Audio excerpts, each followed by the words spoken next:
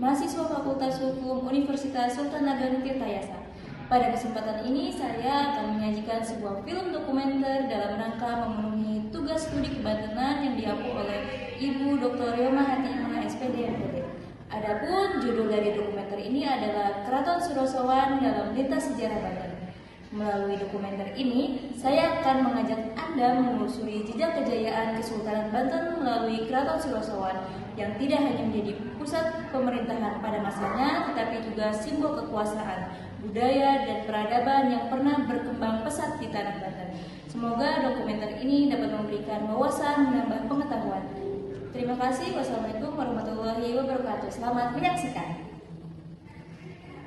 Di tanah Banten yang syarat sejarah berdiri saksi bisu kejayaan masa lalu Keraton Surosowan.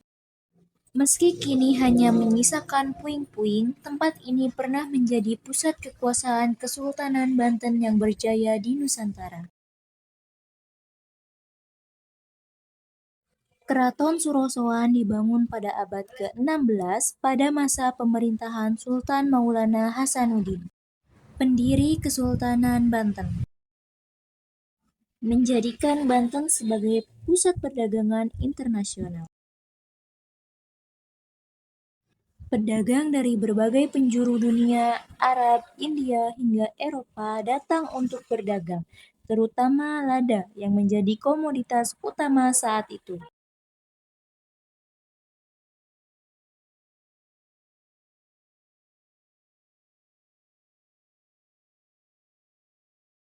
Keraton Surosowan bukan sekedar tempat tinggal sultan. Ia adalah pusat pemerintahan, simbol kekuasaan, dan jantung kehidupan politik serta ekonomi Kesultanan Banten.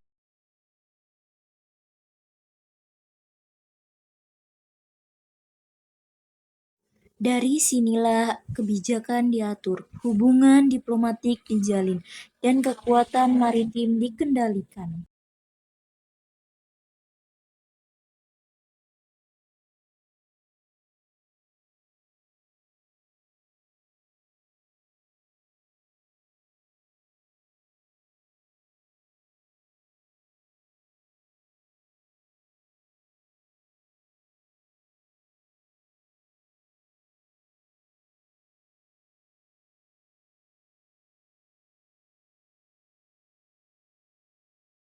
Arsitekturnya mencerminkan perpaduan budaya lokal dengan pengaruh asing, menunjukkan keterbukaan Banten terhadap dunia luar.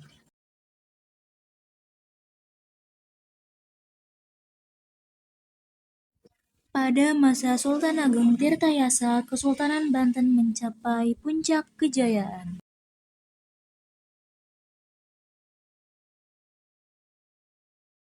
Banten menjadi salah satu kerajaan Islam terkuat di Nusantara. Namun, kejayaan ini juga mengundang konflik, terutama dengan bangsa kolonial Belanda yang ingin menguasai perdagangan di wilayah ini. Konflik internal dan tekanan dari Belanda akhirnya melemahkan Kesultanan Banten.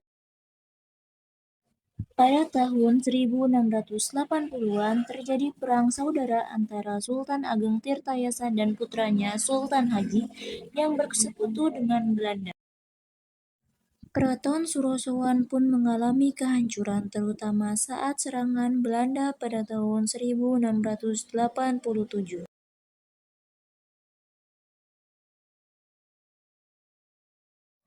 Sejak saat itu kejayaan Banten perlahan memudar. Kini Keraton Surosowan hanya menyisakan reruntuhan yang menjadi situs bersejarah.